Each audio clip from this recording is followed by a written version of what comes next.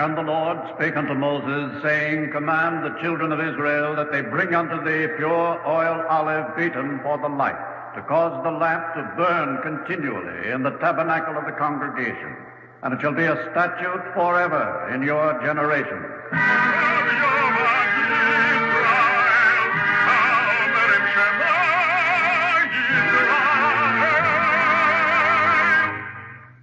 The Eternal Light.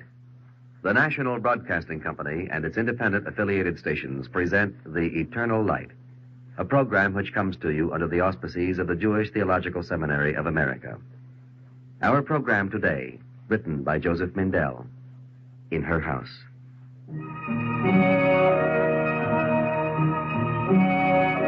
Long ago, in Tiberias, when I sat among the elders as we unraveled together the subtleties of the law, my eyes would often slide from the speaker's face and be drawn beyond the inner circle of spectators to where she stood. She listened with all her mind and body, nodding in agreement, or shaking her head, and occasionally writing something down. You are not listening, Rabbi Meir. What? Oh, but I am, Rabbi Yosei. You were saying... What were you saying? We have been asked to decide a point of law, Rabbi Meir. Yes, of course. And the heart of the matter is, as the sages have said, that all women have frivolous minds. She wrote the words down. All women have frivolous minds. And then she added two more. Except Bruria. Bruria, my wife, mother of our two sons, cooked and sewed and cleaned, and on the eve of the Sabbath she lit candles and recited the Sabbath prayers. It may be that the world has not changed greatly in the 1800 years between your time and ours, so that looking at her, you might say she was a woman like other women. And perhaps you would be right, except that she was Bruria, who spoke what was in her mind, which was her own.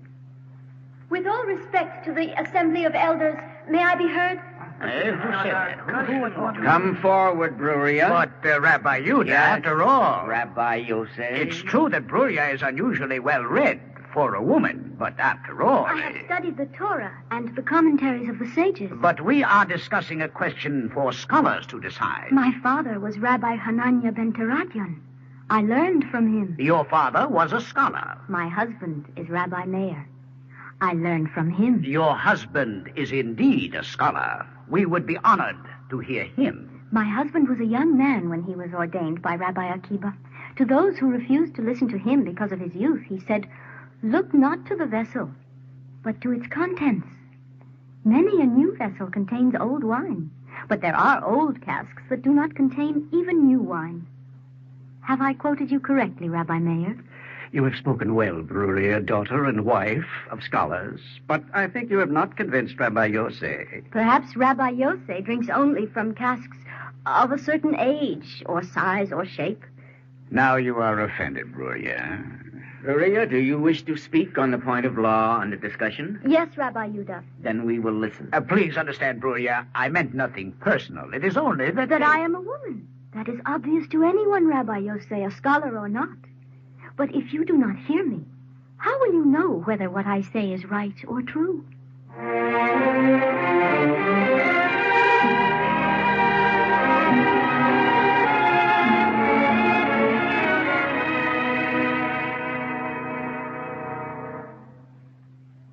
The Assembly has considered all that has been said. And the decision, Rabbi Yehuda? Bruria is right. Mayor... As I said, I meant nothing personal. I hope you understand. I understand, Yosei. I'm glad. That is, if it is possible for one person speaking to another to mean nothing personal. I won't get involved with you, Mayor. Everybody knows that you can give 150 reasons for declaring something unclean and then give as many for pronouncing it clean. Just tell me, are we still friends? We are friends, Yosei. Good. Then as one friend to another, let me ask you, do you read the Roman philosophers? Some of them. Well, let me ask your opinion of something I read recently. You might call it an epigram. Give me a wife not too learned. Perhaps it is an indelicate question. Not at all, Yosei. I was thinking how prudent are the Romans, and some others as well. For after all, nothing personal, you understand. It has been written that every man gets the wife he deserves.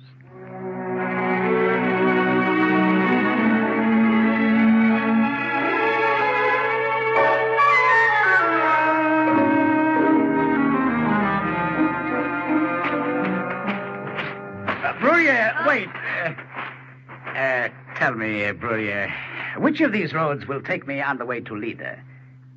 You're smiling. Have I said something amusing? You have forgotten, Rabbi Yosef, that it is written one should not speak to a woman too much or too long. Oh, come now, Brurier. Daughter and wife of scholars. That is to say, a woman. I saw you in the street and asked for the road to Lida. You said, which of these roads will take me on the way to Lida? Exactly. Too much and too long, Rabbi Yosef. You could have asked, which way to Lida?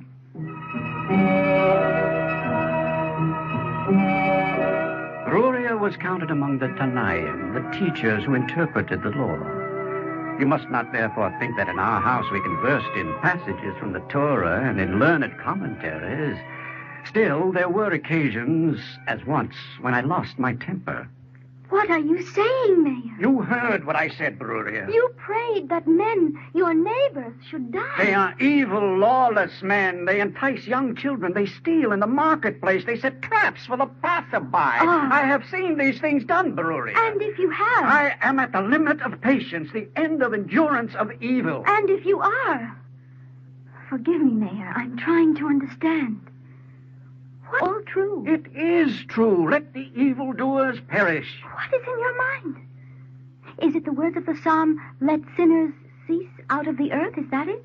If you like, the text is apt. Oh, but that is not how I read the verse, Mayor. I do not read choteim, sinners, but chateim. That is to say, sins. Let sins cease out of the earth. Must you enlighten not only the assembly of elders, but your husband as well? Only when it is necessary. Next, you will be instructing me in your method of interpretation. Yes? Look to the end of the verse. I will look. Let sins cease out of the earth, and the wicked will be no more. I am instructed, Brurier, and I understand. Mm. That is not enough, is it? I must hate the sin and pray for the sinner. You are no longer angry, Mayor. No. You are greatly concerned about evil men whom you do not even know. Yes, but more concerned about my husband. Perhaps it can be said in truth of every person, but I say of her that there seemed to be a private Brurier and a public Brurier. The first was concerned about her husband and her sons, while the second extended her concern over many, many others. Among them, the girl Miriam. Tell me what to do, Brurier. Don't you want to marry the young man? Of course I do. I nagged my parents to arrange the marriage. Well, then. When I think of how it will be for the rest of my life, I don't know what. How will it be? You know. I will get up and light the fire in the morning and put food on the table. Then I will sweep and sew and wash, whatever has to be. Swept and sewn and washed. I will cook, and in the evening I will put food on the table and sweep and wash again. Oh, how dismal. Every day I will go to the marketplace and talk with other women about their illnesses or their children. What do you want me to say, Miriam? That it is hard to be a woman? All right, it is hard to be a woman. Not for you, Brurier. No? In my husband's house, who do you think sweeps and sews and washes whatever has to be swept and sewn and washed? I suppose if you do. Exactly. I sew clothes for my sons and cook meat for my husband and sweep the floor clean for my family to walk on. I do not find it dismal to do these things. But you have the time to do so much else. So can you. If you get up 3 hours before it's light to do the work for your family, you will have time later for your own work. How can you say that? I'm not a studious type like you. Oh, you're a foolish girl. Did I say that everyone must be a scholar? Sew dresses to sell to the rich or to give to orphans to be married in. Plant a fruit tree where nothing ever grew before. But above all, refuse. Do you hear me, Miriam? Refuse. You're frightening me, Brurier. Am I? Then don't come to me with your complaints. I have no soothing remedies. Are you still here? Then listen. Refuse. You must absolutely refuse to be nothing more than a broom sweeping for the sake of the floor, or a needle sewing for the sake of the cloth. The King of the universe created you a woman, Miriam, not a broom or a needle. How can you live except to the fullest limits of your person, your womanhood? When you try, they laugh. Who? Everybody. The men. They may laugh. They may hinder you. They may even tie your hands. Didn't I say it is hard to be a woman? Tell me, Miriam, how old are you? 18. Old enough to know that men are different from women. But I will tell you something that you may not yet know. In one way, they are the same. It is also hard to be a man. Miriam refused to be less than a woman, but be generous in judging a man.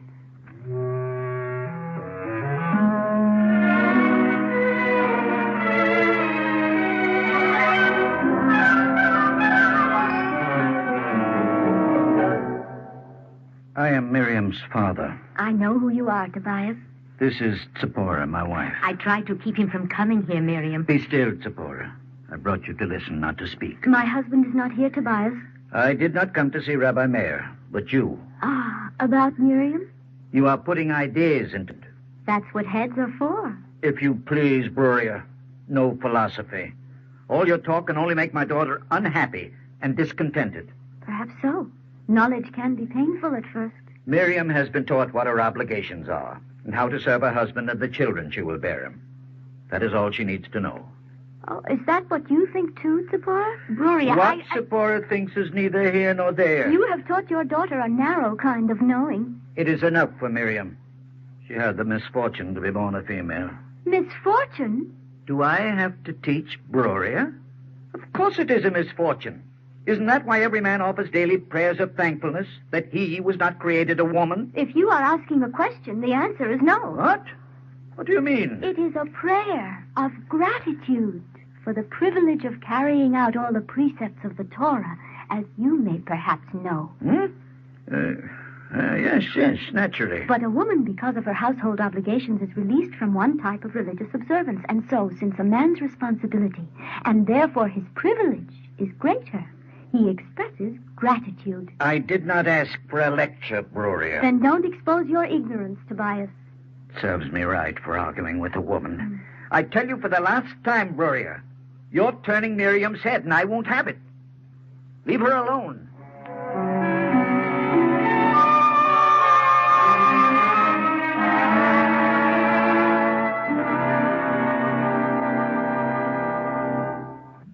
So you are here again, Miriam. I brought her, Bruria. I would have come by myself. For the sake of defiance? Yes. No, Tobias is really not a harsh man, Bruria. He was angry with me. With you, Tzipporah? Why? Because when I go to hear Rabbi Meir's discourses, I come home very late.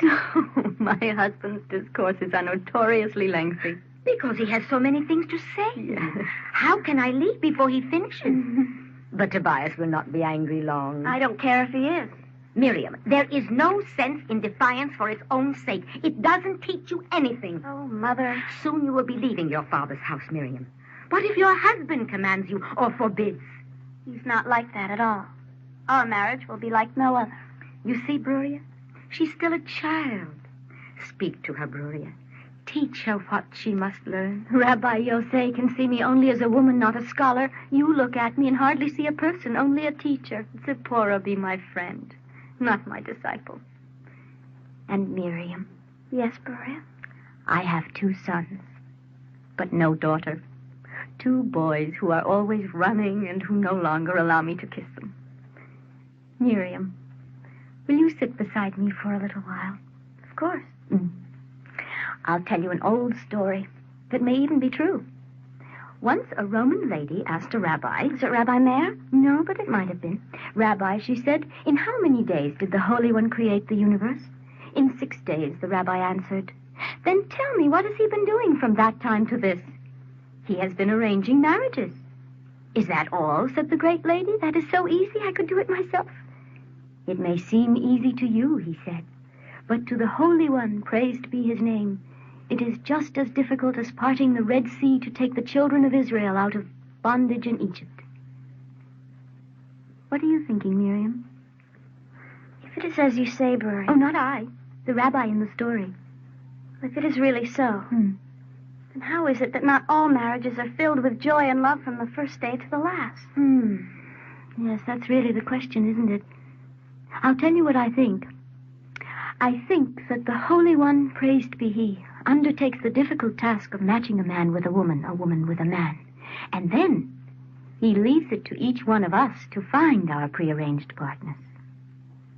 Miriam, I hope that you have found the husband selected for you in heaven. In my days, I was known as one skillful with words, whether in the precise shapes of logic or the flowing outlines of tales and parables. But in showing you Beruria, I must be careful with words, for they can hardly be molded around the many beings united in her one self. When Miriam sat beside her like a daughter with her mother, she was Miriam's mother without being less the mother of our two sons. And she could believe an old legend without being less an interpreter of the law. Therefore, even I, who knew her best, could be surprised. As once, when someone was praising her, listing her virtues, Beruria nodding her head as if counting them one by one, Beruria interrupted. Shouldn't you also mention my modesty? Or on another occasion, when she replied to one who called her wise above all other women.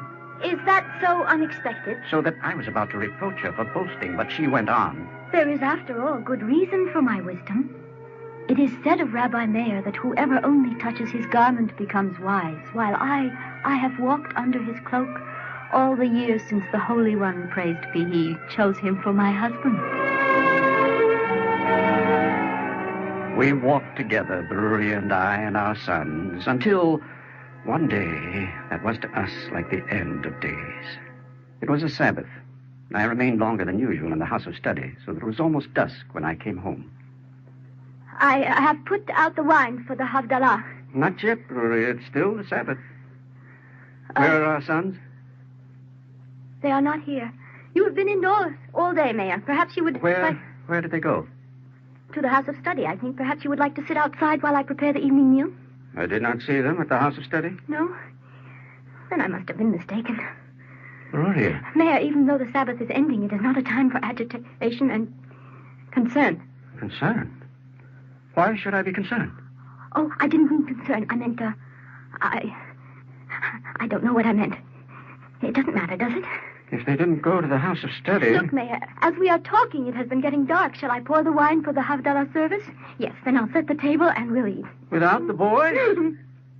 Something wrong, Beruria? Are you well? Oh, cough, it's nothing. We'll eat without the boys. Since they're not here, I mean. Where can they be? They are... I am sure that they are not far away.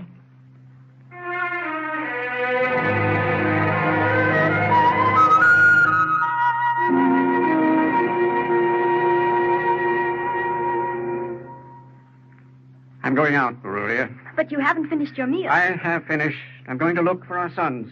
There is no need, Mayor. You know what boys are, running, playing, never aware of the time. You're very strange, Beruria. You sit down and get up. You flit about from room to room, even during the meal. And you haven't stopped... Forgive me, but it's the only word. You haven't stopped babbling. Please, sit down, Mayor. No. I must find our sons. Please. I want to ask you a question. Surely it can wait, Beruria. Cannot wait. Some time ago, treasures of great value were left with me for safekeeping. Now, the owner has come to claim them. A question, you said? Yes. Must I return the treasures? You are not serious, Beruria. Answer me, Mayor. Please. The answer is self-evident. I want to hear you say it. You must return the treasures, of course, and without hesitation or reluctance, without tears. Yes. Except the tears are perhaps permitted. What are you talking about? The Sabbath has ended. It is time for other than joy and gladness. What is happening, Beruria? It has happened. Come with me, Mayor. Where? Only as far as the next room. To the bed where your sons lie. A sickness came to the city, swift and deadly, striking at children. Sons, my Killing sons. where it struck. Curse No. me! Curse me! No, listen to me. I asked a question, and you gave an answer. What was entrusted to you for a short while must be returned without hesitation or reluctance. The Lord gave, and the Lord has taken away. Praise be the name of the Lord. Praise be the name of the Lord.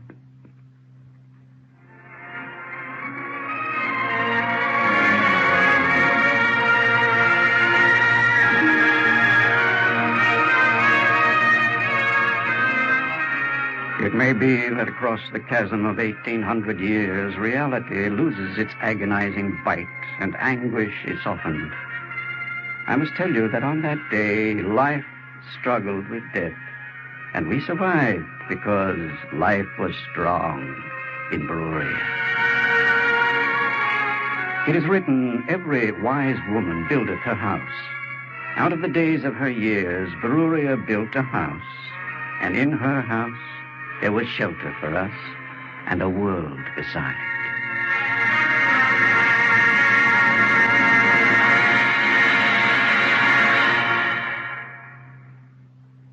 If you would like a copy of today's script, please send your name and address with 25 cents to cover the cost of postage and handling to the Jewish Theological Seminary of America, 3080 Broadway, New York, New York, 10027.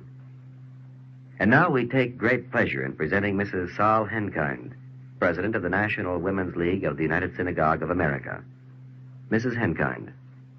Surely Bruria, over 1,800 years ago, was the prototype of our synagogue women of today, and the 200,000 women of National Women's League of the United Synagogue of America, largest synagogue women's group in the world, are among her spiritual descendants.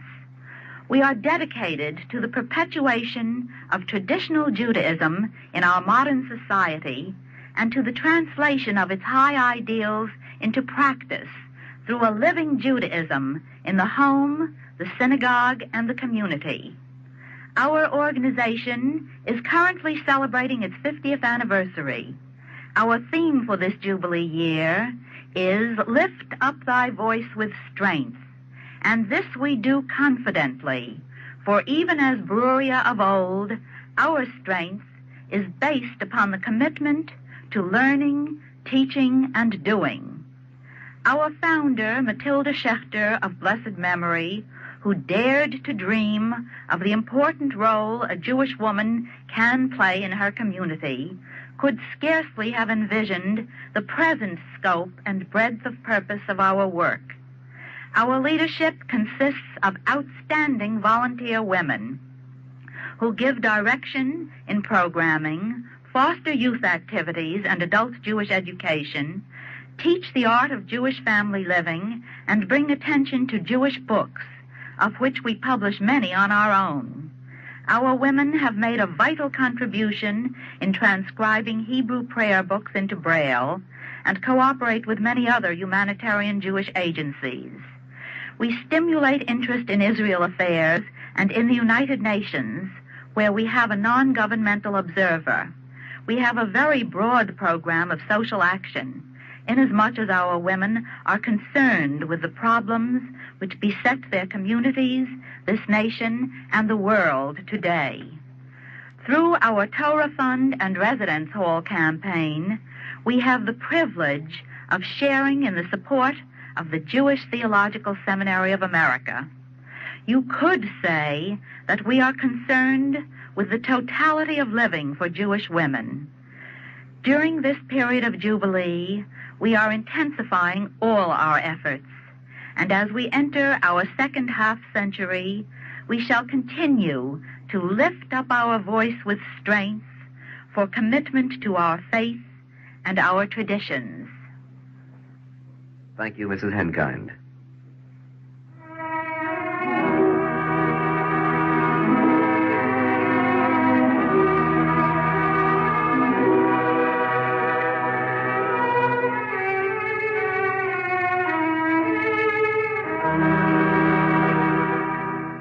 Our Eternal Light drama today, In Her House, was written by Joseph Mindell. Cantor Robert H. Siegel sang the liturgical introduction. Featured today as Bruria was Joan Loring. Others in the cast were Roger DeKoven, Ralph Bell, Joseph Bell, Fran Myers, Santos Ortega, and Beatrice Pons. We invite you to join us next week when the Eternal Light will present a special program in observance of the festival of Passover, Bitter Herb, written by Joseph Mindell.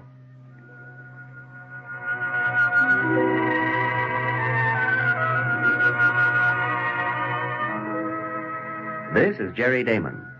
The Eternal Light, produced for NBC by Rhoda Grady, is directed by Kenneth McGregor. For the seminary, Dr. Ben Zion Boxer of the Forest Hills Jewish Center is program editor.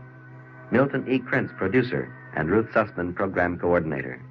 This weekly program is presented under the auspices of the Jewish Theological Seminary of America.